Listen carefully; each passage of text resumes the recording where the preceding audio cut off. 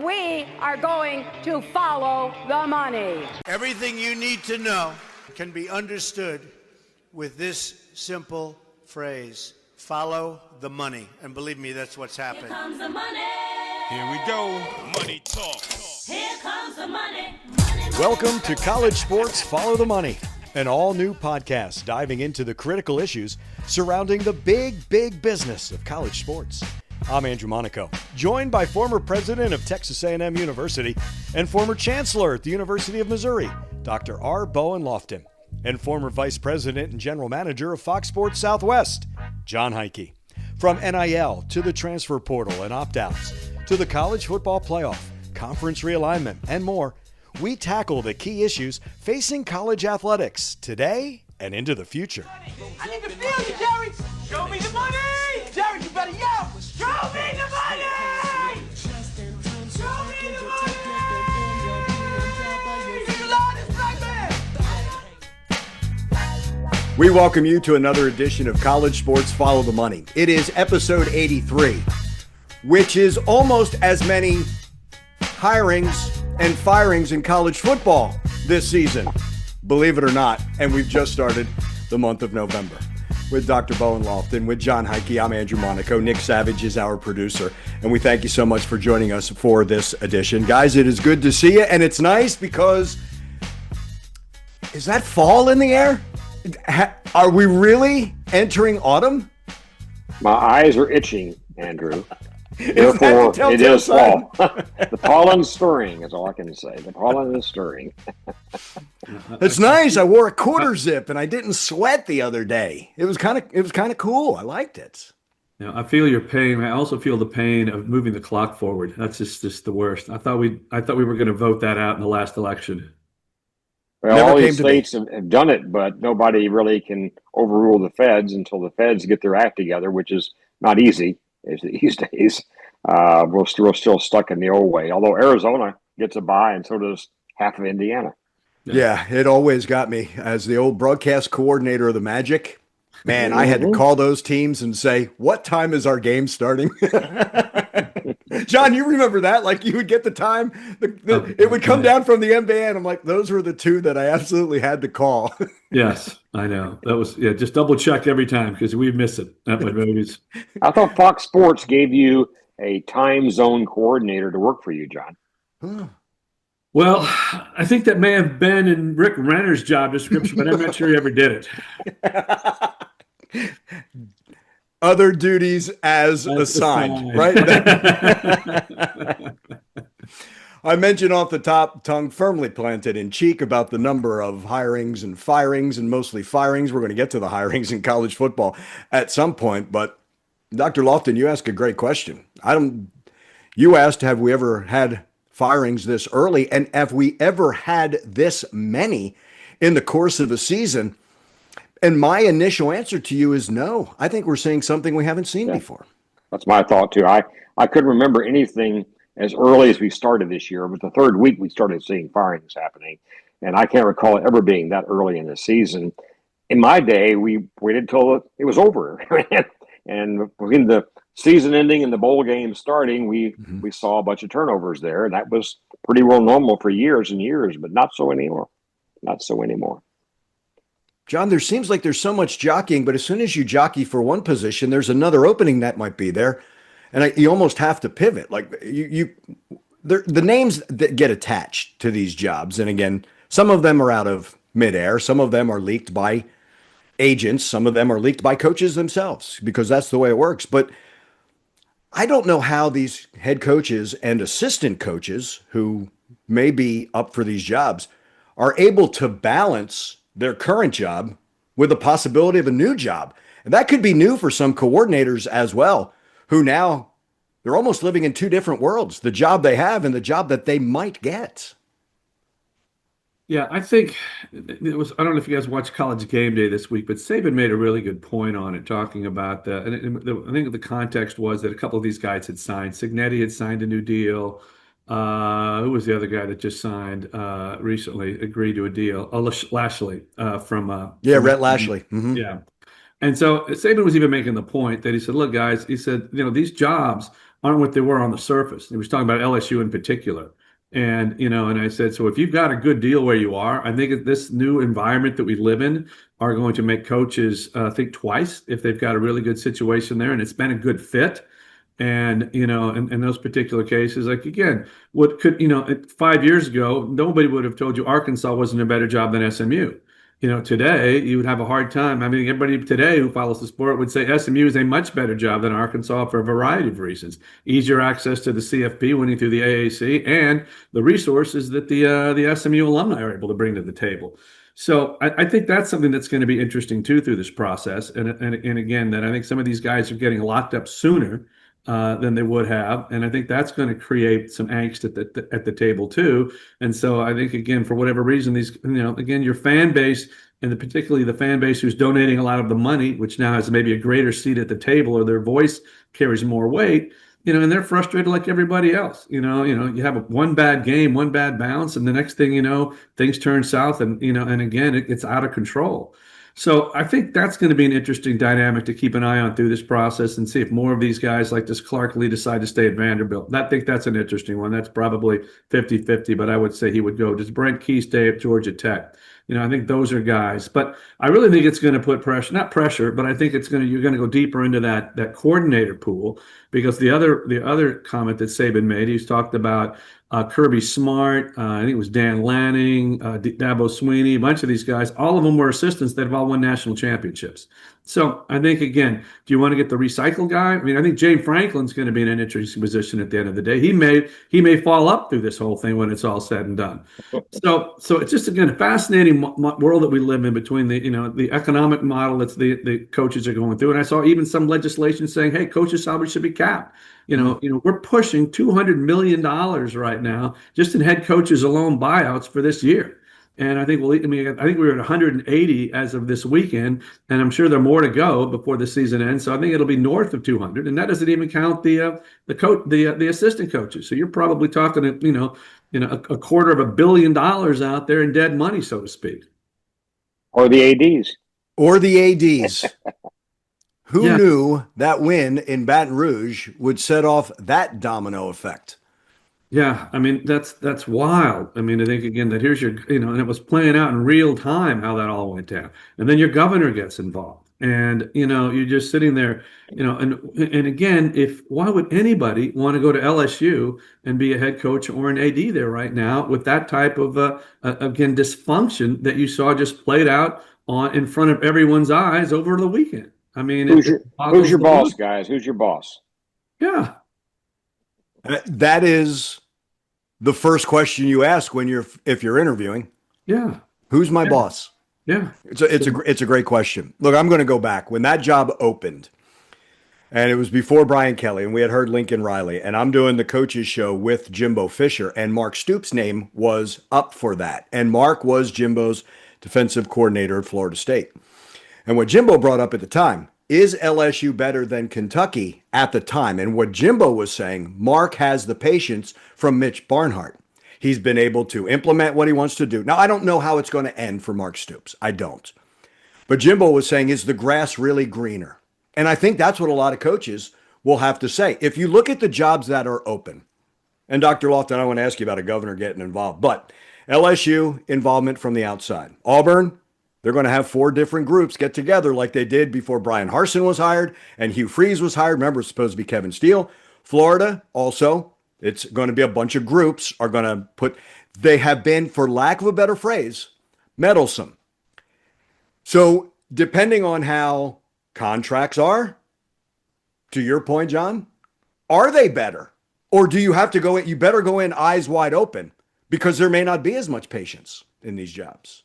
Yeah. I mean, LSU doesn't even have a president now, so Correct. It's, I think that's going to be very interesting to see how that all plays out. So again, I do think you're going to see, I think there's going to be a sense that this is going to make, and again, what did I read the other day, that I think there's 70 something coaches making $5 million a year at this level. And so, that, between 5, 7, 8, that's good money for a lot of these people, and if they don't have again, they don't have the ego to want to be, whatever that is. And if you've got, again, if you're Cignetti at Indiana and you got a great setup right now and you've got the support of everybody that's ever, wearing the red and white of IU, that, versus going to LSU, boy, I don't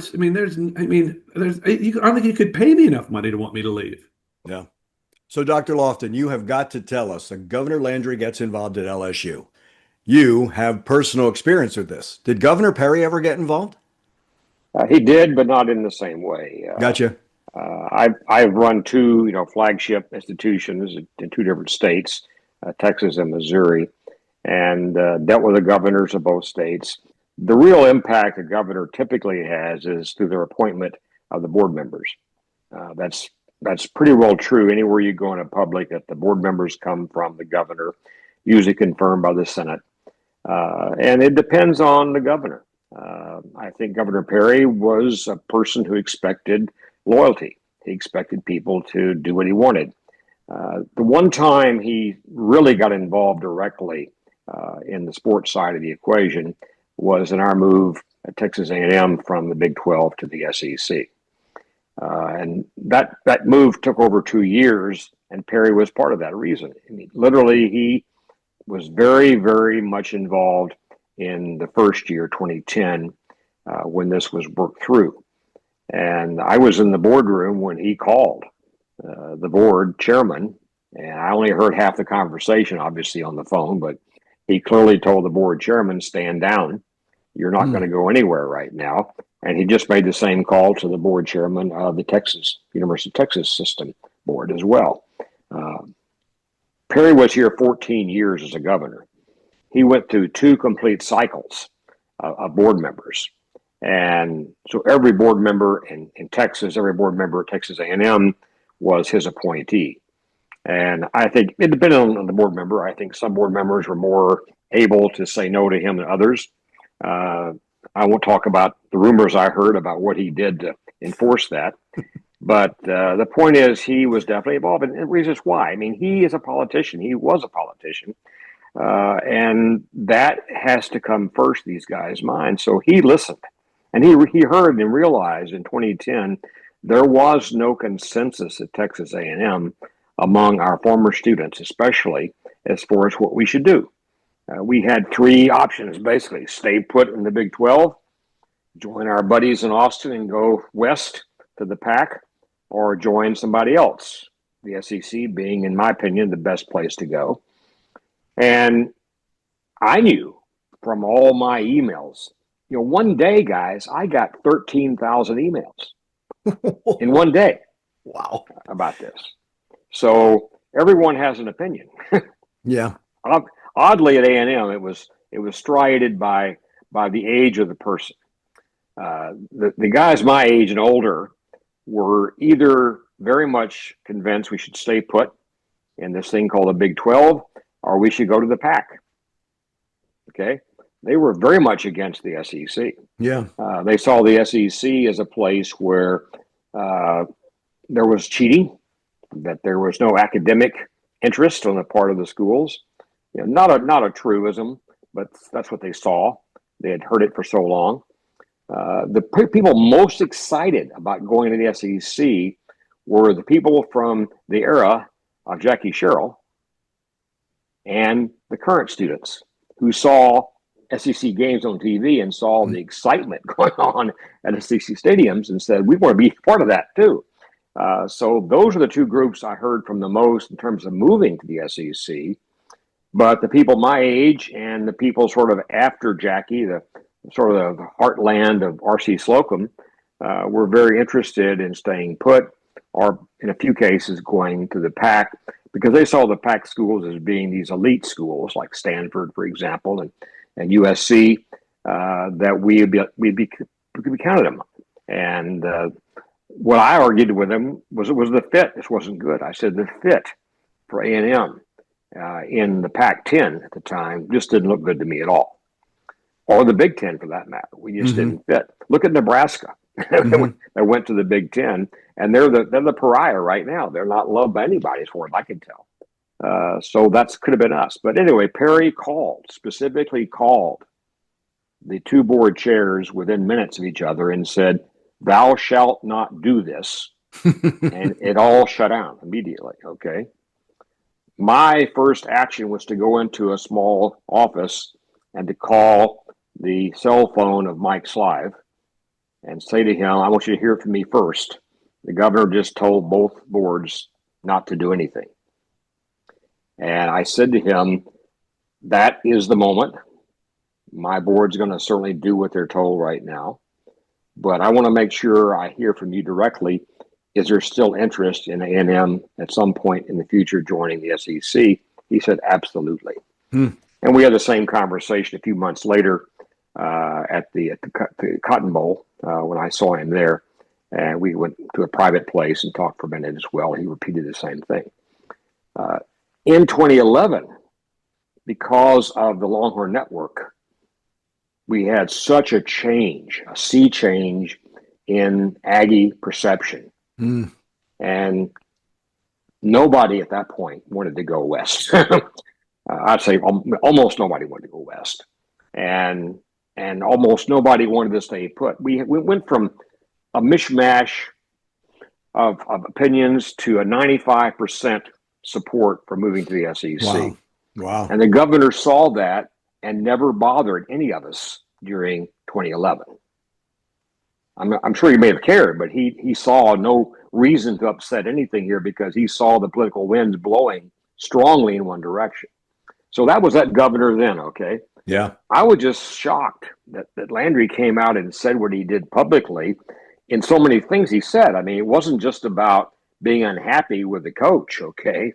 It was about being unhappy with the AD. It was about being very clear that the AD would not be involved in picking a new head coach, which is a little asinine to do that. I mean, how many names are in his pocket, basically? So you have ADs for a reason, okay? And not that I always got along well with my ADs, but in the case of one of the hires I did, the AD was critical to me to make sure we had the right potential candidates anyway. I did, make the decision ultimately to who we should go after and got the board behind that. But the AD was critical to that process because they're the ones that know who's available. They know which coaches to call. They know how to get a hold of them. I couldn't do that necessarily at all well. In the case of an AD, it's a little bit different. When I searched for ADs, I did that several times in my background too. I was pretty personally involved in that. And I'll say this, I never wanted a committee to be involved. The committees to me, Why not? Just do not. Well, there are two reasons, really, you don't want a committee involved. First of all, leaks. Yeah. Committees it's hard for people to keep a secret. And for some reason, athletics is the hardest place for that to be the case. You know the currency of athletics. Correct. The departments, you've been in one a long time, sir. And Correct. you know how much people want to talk about it. And so leaks are a problem when you get to a committee. Heck, I had three people. I had an AD and me and a lawyer that knew one thing, and somehow Orange Blood got a hold of it. Okay, so that gives you a sense of how bad it can be sometimes. So again, it's keeping it close is almost impossible with a committee. Secondly, a committee can make things go very, very glacially because you've got to have everybody talk back and forth, in and out. These are usually busy people. How do you get them to listen? You don't have much time. I mean, much of the decision making is going to happen very quickly in making a hire of a head coach or an AD.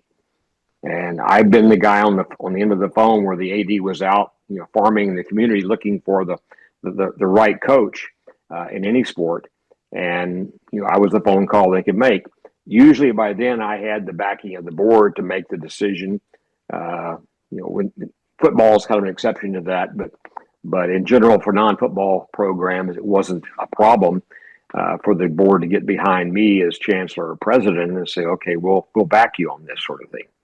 I had in one place I had a boss. My system boss was a former athlete himself. And I was told by his teammates he wasn't a very good one. But anyway, he insisted on being involved in all these decisions, and it made it so much harder. Even one person made it Yeah. harder then to get it all done. So can you imagine going to a committee of 6, 10, 12 people and trying to get a consensus out of that? Yeah. And meanwhile, keep it quiet? That's Yeah. just very difficult to do. Yeah. So most places I've seen committees form, the committees were just a figurehead. They were just there for scenery. They weren't there for reality. I think the hiring of a coach here at A&M not long ago was done by a committee, and they kept it pretty quiet. I was impressed by that. But that was, I think, an exception to the rules I've usually seen followed in most situations like this. But anyway, back to the governor here. The governor, said all these things. He didn't like the contract terms, okay? But he kept saying that, well, I don't want the taxpayers paying for all this. That was just such a bogus thing to say. I'm not aware of any public university in my personal knowledge that's ever used taxpayer dollars to buy off a coach. Now, there could be some places that happen. I just can't. Right. I can't imagine that. Yeah. It's a legal issue. I mean, how would you be able to make that work legally? So again, using taxpayer dollars was a complete canard on the part of this particular governor, in my opinion. I can't believe that he would even think that's the case. These things are done normally by a combination of factors, but it's going to involve potentially some money from the athletic department, certainly some money from whatever athletic foundation they have, and likely money from high-end donors. Okay, that's where the money comes from. In every case I've been involved with, every payout I've ever dealt with, and there have been several, they've all been some combination of those sources of money right there. And for Governor Lang to say this is a taxpayer thing, absolutely is bogus in my opinion. I mean, maybe he has a different kind of world, but I can't. Yeah, no, it seemed to be more of a political move. move. You brought up political. It seemed to be it was a political statement as well. He wants to sound like he's managing everything just perfectly here. As one commentator said, he should be running his own business over there, running the state, not dealing with LSU right now. But the governor does appoint the board. The boards are going to be critical because they're the legal authority. And time and again, the boards had to give me specific authority to make a deal. I signed the contract, but only after a motion was made in a board meeting and properly voted on and recorded in the minutes that said Loftin is authorized to do this, okay? Then I'd go and do it. And to do that, I had to go to them and say, here's the deal. I had to lay out the most likely scenario for the deal. Now, I couldn't always give them exact numbers because agents get involved and things happen and negotiations take a time. But as far as the handshake and the term sheet I would hand the coach is concerned, I had to have that in front of the board first and say, this is what the deal is going to look like. Yeah. And they would then pass a motion to say Loftin's authorized to go do this. And I went and took care of it then. And we may have had to do some fine tuning after negotiations ensued and so on. But I think that therein lies the problem. Landry is sort of getting up here and just making himself look like he's very important, doing something he really has no business to be doing right now. And I'm lucky that no governor ever tried to get involved. Now, I had board members involved. Don't get me wrong about that. I had a lot of board involvement and not always good involvement. I had a guy at one place that was a former quarterback for the football team, and he was very difficult to deal with. He thought he knew everything about athletic contracts. He never had worked for a contract in his life. He thought he knew all about it. And so we had to go back and forth about that. And so I've had my negotiations with a coach interrupted. The AD and I be working on it, and then my assistant boss would come in and get involved just because he wanted to, and that made it more complicated than it had to be. And I had to then try to talk that guy down, besides talk the coach down. I had two people I was arguing with, trying to get things to a good resolution there, and it wasn't easy to do that. So the least number of people you can get involved, the better, in my opinion, because it's just hard to make a deal work when you've got too many people at the table, each with their own points of view, their own interest areas, et cetera. On Monday, Mike Elko was asked about his colleagues, and Mike, I thought, made a couple interesting analogies. Now, we've talked time and again on this podcast about the NFLing of college football with front offices and salary caps. But Mike was talking about the SEC, the number of one-score games are up. The old days of higher-ranked team beating lower-ranked team by 40 points is over. And that's the new reality. What I thought the interesting analogy on Monday was when he said that you could have a Super Bowl team and then the next year maybe be out of the playoffs, but then make the Super Bowl again. But do colleges have that much patience when what we've seen this year is James Franklin goes on a 3-game losing streak and he's out? The other thing that the college does that the NFL does not, it is unfettered free agency every year. That's the thing. But I thought the points that Mike brought up, and I think that was also the forward thinking of how he has set up his entire staff, was doing it as almost, and I think colleges have to do this. Your front office, your personnel, who's got the portal, this and that. But once again, to me, listening, it seemed to be patience all over again. Like, is there going to be enough patience? And is this also part of trying to get on board? Or I've always said this, when you fire somebody, do you know who's next? Because if you don't, you may not be solving any of the problems that you have. Amen. Amen to that. Preach, brother. It's the new, the way he said it's the new reality. The other thing, he had talked about, I think it was a couple shows that we had done, his coaches shows, our Aggie football hours. And he was talking about the one period now being just one transfer portal period instead of two. And he brought up, and again, a reality. You're spending all your money that you have in that first window. There's not a lot there in the second window. Mm-hmm. And he likes, again, we've talked about the unintended consequences in the past. So that's what it is. We're kind of untying all these things, whether it's been recruiting, whether it's been the portal and the money that gets spent there. But he was honest about, look, this is the new reality. And I'm interested to see who's going to be forward thinking with that and who's going to be behind the curve with coaches and with front offices and athletic departments. The other thing about LSU is we're now going to see what the buyout's going to be for Brian Kelly. Because if we can believe what we heard over the weekend was there was a disagreement with Scott Woodward. Did that cause a clause to be triggered? I don't know. It sounded a little improbable to me. I'm not going to lie.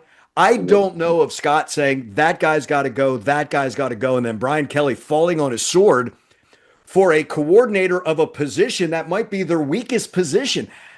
I don't know. And I don't know when the truth will come out. It'll probably be a great book, I would think, whoever gets to be the author of this one. But I'll be fascinated to know. That's a curious thing, Andrew, that all contracts are going to say the same thing in a way. They're going to say that, this is the person's boss. Yeah. And there is going to be a termination clause for cause that would relate to your not following your boss's guidance or direction. Okay, I've got that. I've rarely heard that invoked in spite of what may be the truth. And so that seemed to be the only basis I could understand for a negotiation between Brian Kelly and LSU on his termination agreement, because these things are usually honored. I mean, we pay the price.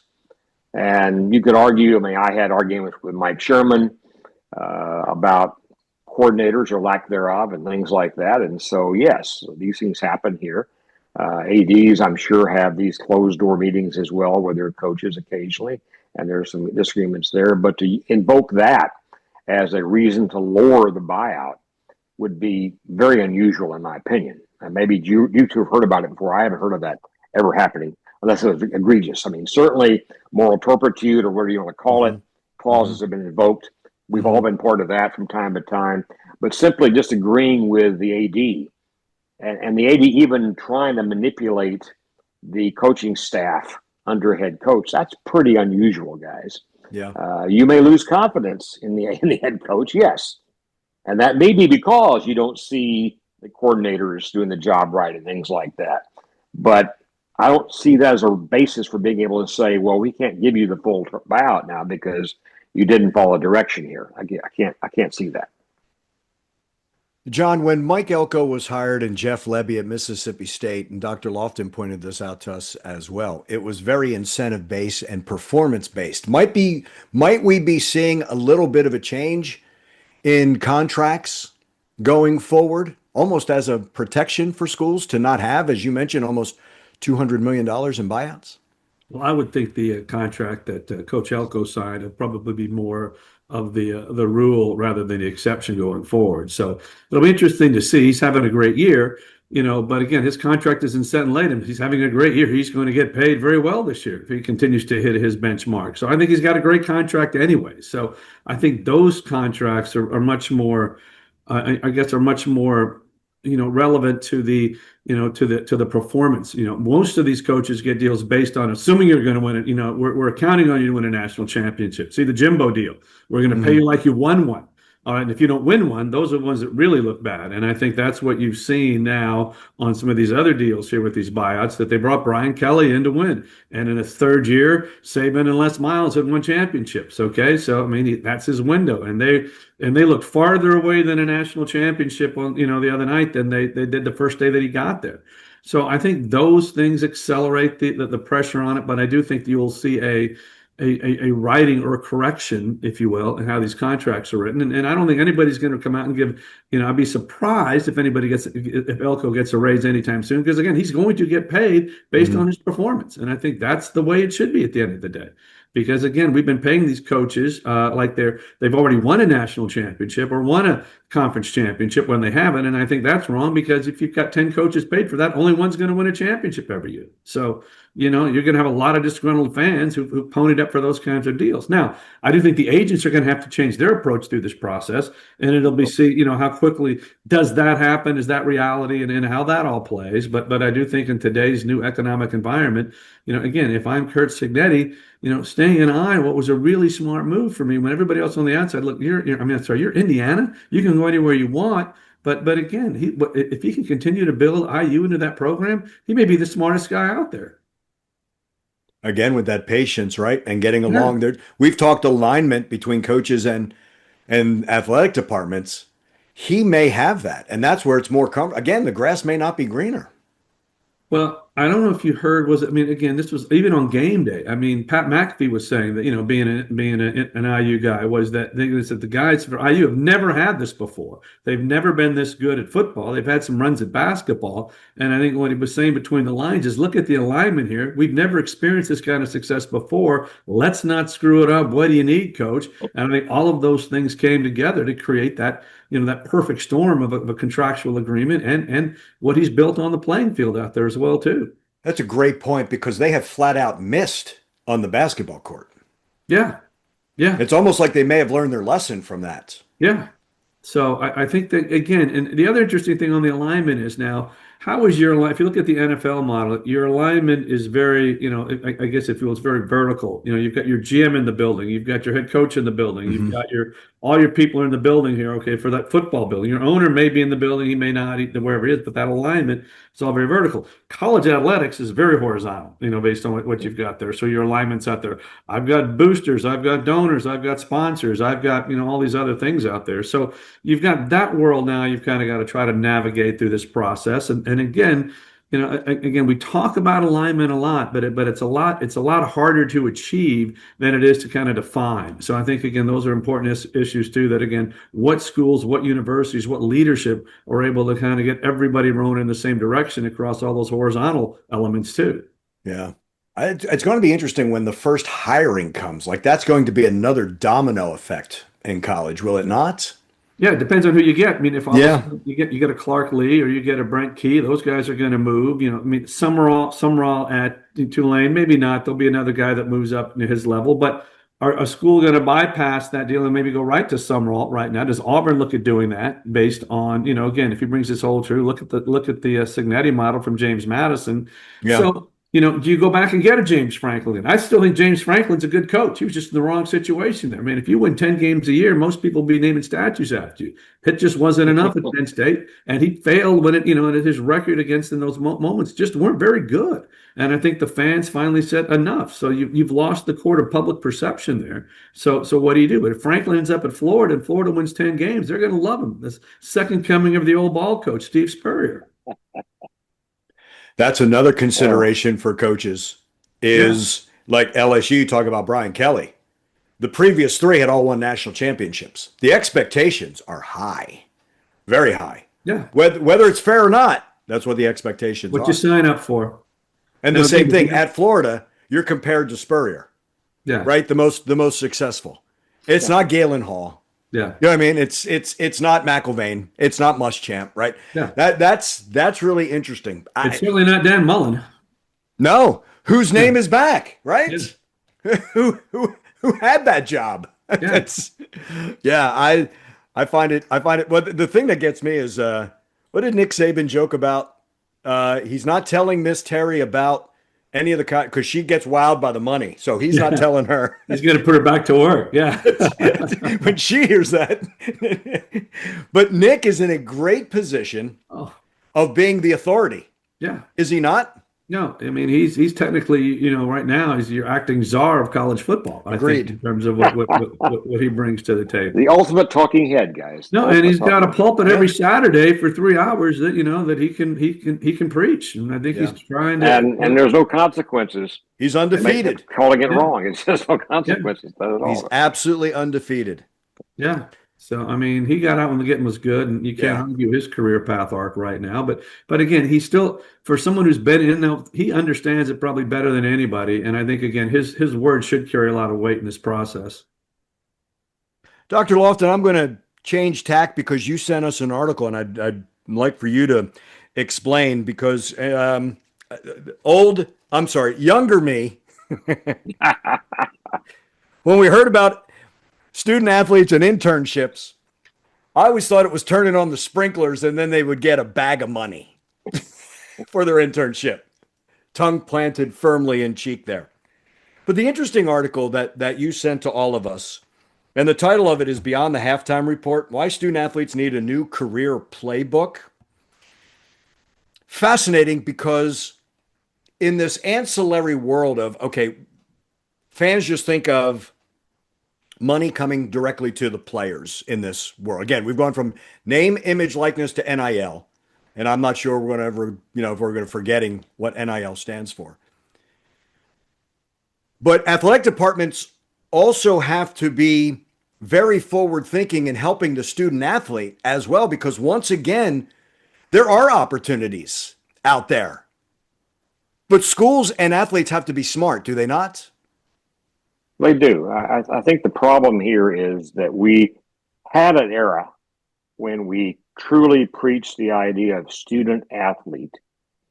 And as this article points out, there's actually research that's been done to look at how much different the postgraduate experience is for an athlete compared to the other student who's not an athlete.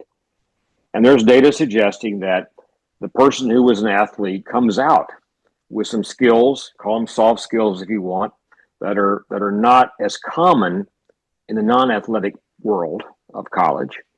And therefore they have a step up over their colleagues who graduate with them, who haven't been an athlete. Part of that's what we do. In a big school like we've been at, guys, the money is spent to provide tutors and all kinds of structure around the athletes to really help them get a leg up, recognizing they're spending so many hours a week, not just on their academics, but on their practice as well. And not just physical practice, it's also mental practice and doing other things to bond and become part of a true team. So that's out there. That seems to be eroding now. That's kind of what the article suggests. And the question was raised, should we really look at how these athletes compare? Typically, if you're a business major or an engineering major, especially at a major institution, you're going to do at least one, maybe two internships. And these are ways for you to get practical experience in the world you intend to work in someday, but also give you a familiarity in both directions. The company sees you, you see them. Is this the place I want to be?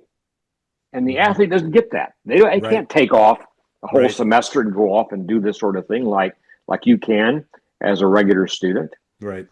So should we, the article posits, should we come along and say, well, what you're doing right now in our world we live in here, you're actually marketing yourself. You're doing things, you're managing money, you're doing things you wouldn't have done in the past. Should we give you credit for that? Should we give you academic recognition for that? Because it may tee you up as well as somebody who's teed up in engineering or business with their internships to be prepared for the real world and get a job. Because as we know, most athletes will not get out of college and become a pro. Right. Most will not. A few percentage do, but most don't. And so, but we do give them the same opportunities, presumably, while they're in school.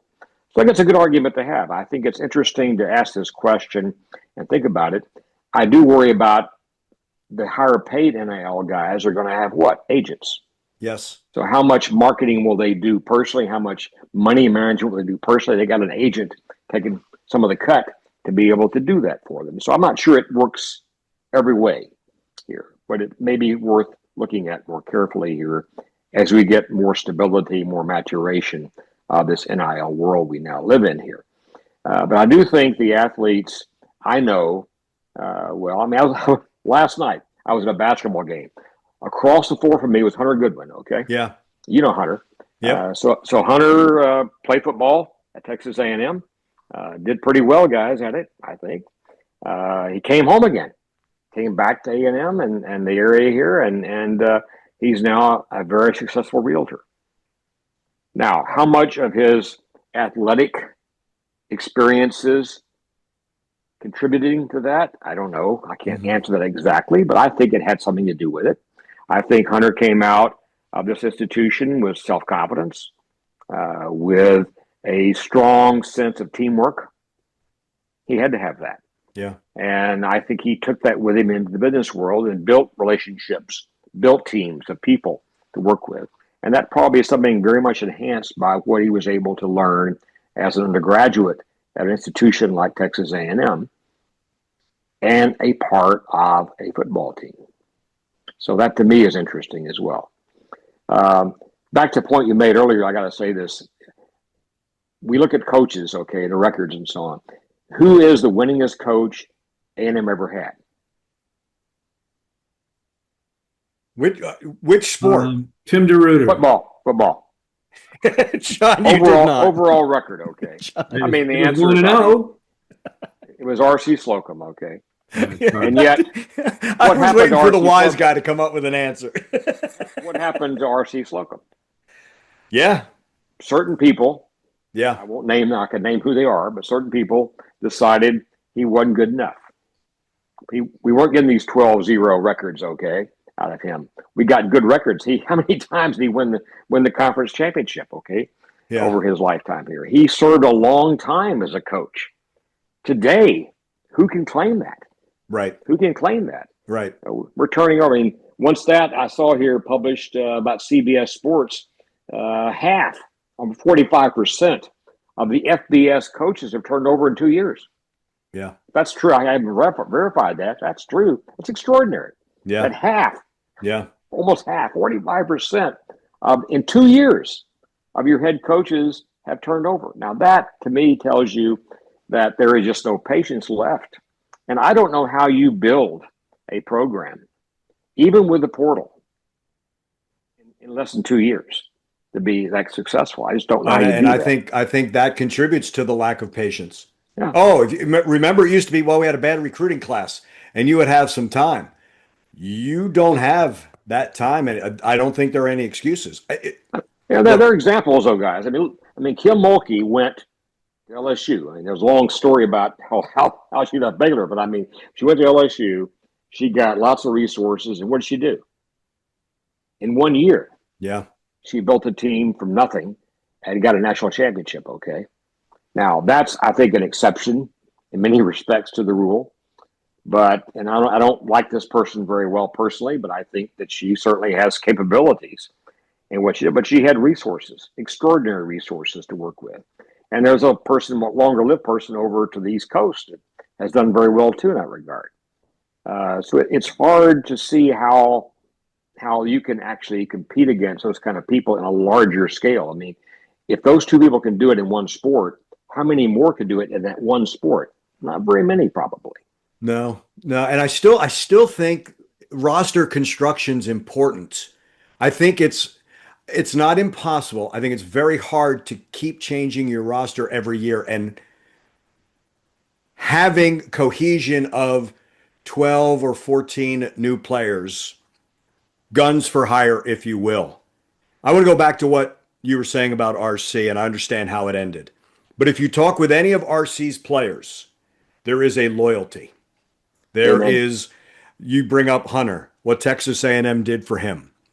I think that's where, and again, not everyone's going to do it. I understand that not every high schooler is going to do that. Not everybody in the portal is going to do that. But I think that should be part of the consideration for student athletes. What can the school do for me? I think that should be, I don't know how big a part, but RC, the way he talks about his players, the way they talk about RC, I find a lot of similarities with Coach Elko. And I'm going back to the 4 years as DC. You talk to anybody who's played for him, there are a lot of those similarities. RC's, look, everyone's his guy. You know, that's my guy. And again, I understand that, no, it didn't end well, but the way RC handled it, imagine had he gone to Baylor. He said he didn't like how he looked in green, right? He could have had another job, but instead he is Mr. Aggie, right? The way he handled it. That makes him even more of a special person to me. But there was a lot of considerations out of all of that. The players that he brought in, the lives that he changed. And I feel like we're getting farther away from that in college athletics in 2025. Exactly, and I think it still has to matter for all sports, not just football. It's different recruiting a high school senior by going to his home, eating the sandwich his mother made for you. RC has great stories about that. Okay, that's what he did. That's how he built teams. Yes, that's how he built young men. Yeah. Okay, you get a guy from the portal as a junior. Okay, it's not the same thing, and therein lies a tremendous difference from then to now in terms of how you build a team. You cannot build a team that's going to be successful anymore by recruiting each year a new freshman class. I think them migrate through the 3 years it would take to make them into seniors and become the best football player they can be. That just is gone as a possibility. You will do a few that way, but the majority of your team are going to be people in a school like a big D1 school like a Texas A&M or LSU or Alabama. Those players are going to be coming in there in large measure from existing programs where they're now sophomores, juniors, and they got a year or two to play. And they're going to make a difference if they can fit into the team. And that's your key. I support you fully, Andrew. They've got to fit in the team. Hopefully a guy has learned after a couple of years or maybe a couple of programs already how to fit. It's not one of those things you could take years to do. You got to walk in and within weeks be one of the guys, be a member of the team. And that's something that's a skill set that's not that common. Right. So I think what will sort out these guys is going to be their ability to move school to school and quickly become an essential member of a team, as opposed to spending 3 years doing that and then as a senior getting to play, which is the old model that most of us grew up with. See, I still think relationships matter, and I'm going to bring up running back Jamarian Morrow. He had met Trooper Taylor, but he was never going to go to Duke. Jamarian, out of Memphis, wanted to play in the SEC, but he had met Trooper. And then Trooper comes to Texas A&M with Mike Elko. So now the attention, there's the SEC. But if he did not have that relationship with Trooper Taylor, he probably doesn't have that opportunity. What I found very refreshing from Jamarian, he said, when he was talking to a coach that was recruiting him, I never texted or called him after a win. I called him after a loss. That's when you know the real person. That's I thought that was ideal. very That's mature ideal. for a young kid. That's very ideal. Then there's Growing up- Cassius Howell. Cassius Howell, I think, was recruit number 2,150 coming out of Kansas City, right? Goes to Bowling Green. But after 2 years there, now he's recruited all over again, but he's 2 years older. There's sometimes that maturity, even just the difference between 18 and 20. Marcus Ratcliffe went to San Diego State, saw an opportunity, okay, I can play in the SEC. So his first year at San Diego State, everything's brand new. First year at Texas A&M, okay, we're all learning together. There's a reason why it's taken off now in his second year and his third year in college, but his second year at A&M. To your point, Dr. Loftin, you have to have those kind of people. When you're bringing in you better have that experience that Mike Elko has this year of guys who say this is last year, everybody was on the same page, right? We're all learning it. But now Torian York can be the leader, right? Cassius can be the leader and what he learned from other people. We were joking about Christopher McDermott on this men's basketball team being the only holdover.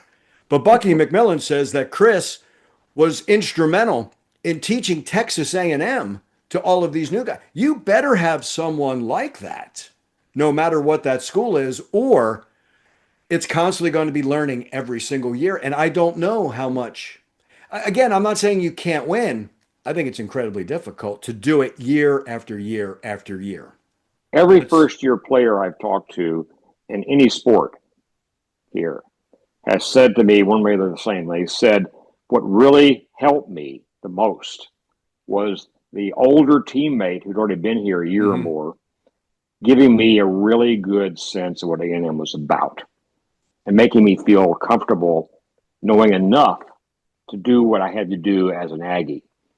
That speaks volumes to this whole process of what the older player put aside their athletic skill, just their knowledge of the institution and their ability to work with a new player, not necessarily a younger player, but a new player to help them understand, here are the vital things you've got to master to get in here. I've seen it in softball. I've seen it in baseball. I've seen it in soccer. I've seen it in every sport I attend. I attend most sports here, guys.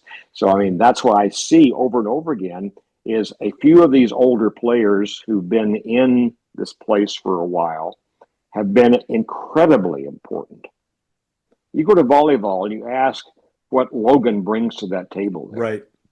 4 years, an Aggie history in her whole family, and her fourth year here, and what she's done, not just as an individual player, but as a leader on the team is incredible. And that's repeated over and over again across all the sports we have. You've got to have this mix of people. You cannot simply replace your whole team every year. Bucky did it. But you said there's one player, by the way, he talks about, right? Right. The one player who was the holdover here. Right. And that the guy became the cement. Yeah. And John, we were talking about the dominoes once they're hiring. These schools have to make the right hire, do they not, to keep players like that in their program? Because if those older players don't like who's coming in, that can change the complexion of the roster, can it not? Oh, absolutely. You see situations where if he's not my guy, not my fit, and a lot of guys want to bring a whole new group of people in. Who was that was Dion in Colorado. Yeah. When he came in. I mean, I think they had 40 guys in the portal out of 45 on scholarship. So, I mean, that happens too. I mean, again, it's finding that. And again, to Dion's credit, he brought in and had a high flying team, but was that a 1 year wonder? It certainly doesn't, I think, build long-term success there. And I think we're seeing those results now too. So again, it's such again, all the things that you say, I mean, it's not surprising what works, but finding people who can make it work and are authentic to it and stick to it are the ones that are the coaches that you're going to find that are going to be the next wave of success through this process too. Yeah. It's going to be fascinating. Yeah. Once again, all I say is because it allows us to just have more episodes. That's the beauty out of all this. I didn't realize the college athletic world was doing this just for us. One more paycheck, Andrew. One more paycheck. Exactly right. Absolute pleasure. Once again, thank you so much for sharing this time. Appreciate you both. Dr. Loftin, Jon Heidtke, I'm Andrew Monaco. Nick Savage, our producer. We'll see you on the next episode of College Sports. Follow the money. So long, everybody.